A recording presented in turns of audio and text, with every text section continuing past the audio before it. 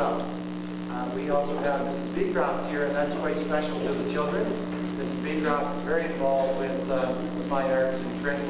We all know Mrs. Beecroft, and our children are quite thrilled when they hear that you were going to come. So thanks very much for coming. I'm going to now call on Ms. Wilson, who is going to explain some things about tonight's program. Ms. Wilson?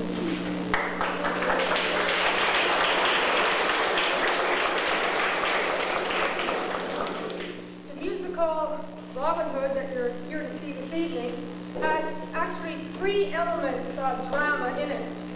It's a drama, a comedy, and a melodrama. As a drama, it tells the exciting legend of Robin Hood.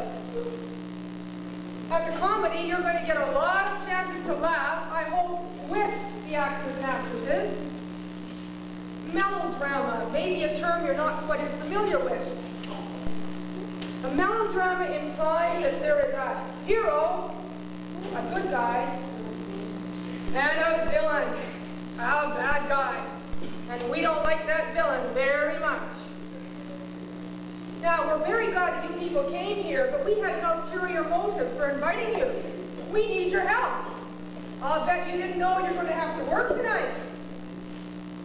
To explain to you how you're going to be working, besides sitting and listening closely, I'm going to ask one of the main characters to come and explain a few things also. The court jester, ladies and gentlemen.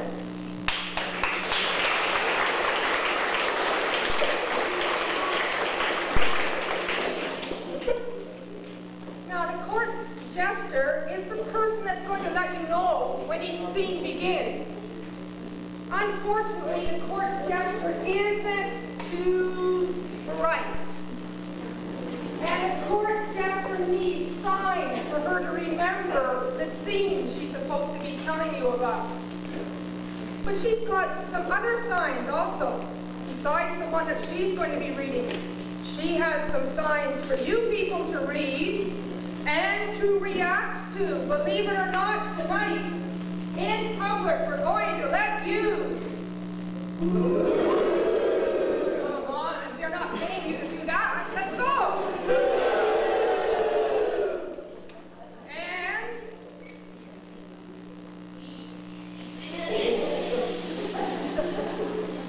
that's pretty good. Not great. Those students over here are quite good. Yes. And every good play has to have an element of love. So we need you very much for the... That's pretty good. Do you think it's all right?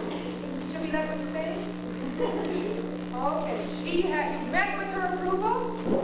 So ladies and gentlemen, the play will begin. Music, please.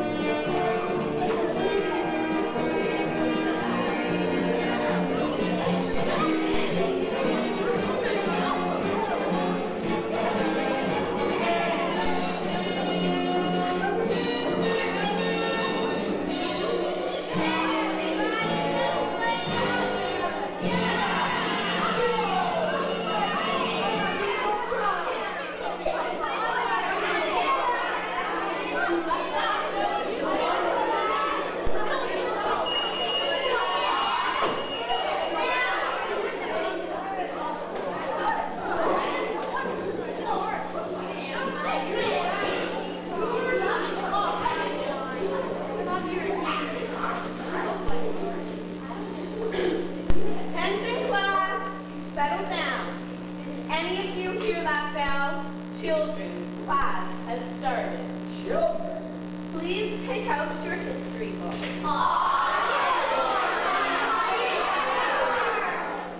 History books, that's for chills. I bet they didn't have history books in Robin Hood's time. Only because they didn't have it like this.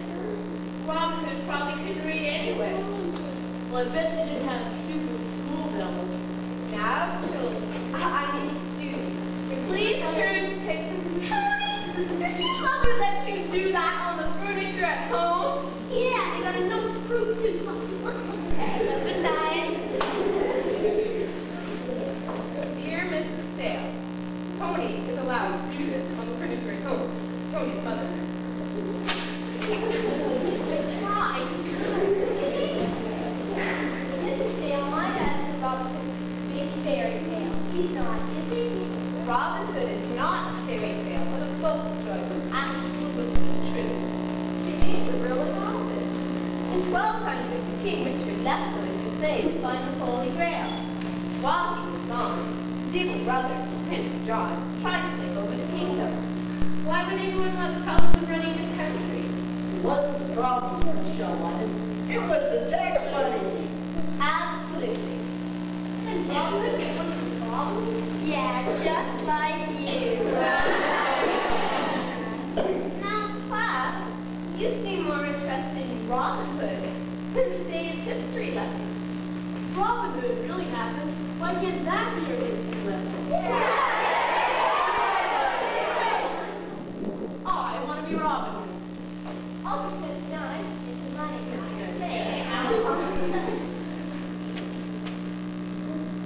Who else is in the story, Mrs. Dale? Yeah, I want to be Don Carnegie Towers like that. Well, let me just see now.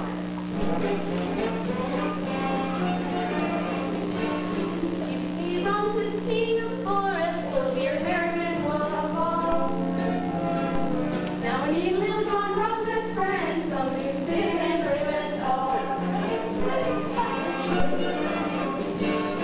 Friar Tuck's the head of the church and a pretty girl boy named Marianne. We steal from the rich all that we can and give to the poor when we are done.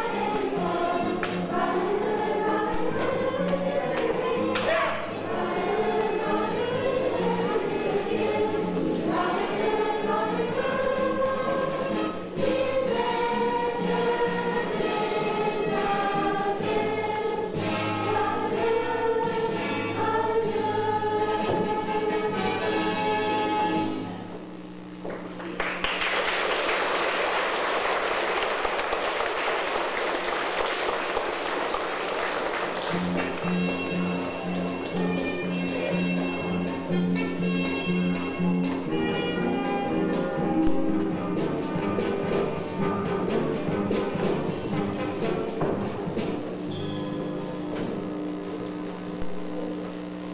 1, Village of Villagers.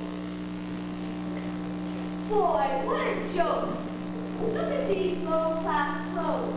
Yeah, wouldn't it be great to be Robin Hood? These townfolk parts aren't so bad, except we're broke. They tax this and they tax that. Prince John and his lousy tax. Don't look now, here comes Prince John's tax collector. The sheriff, more bad news. Good day, kind townsfolk. A good day if you have tax money for me. Please, Sheriff, I need as much as I could for my family. My dear neighbor, without food you shall become weak. And remember, the weak shall inherit the earth. Or something like that.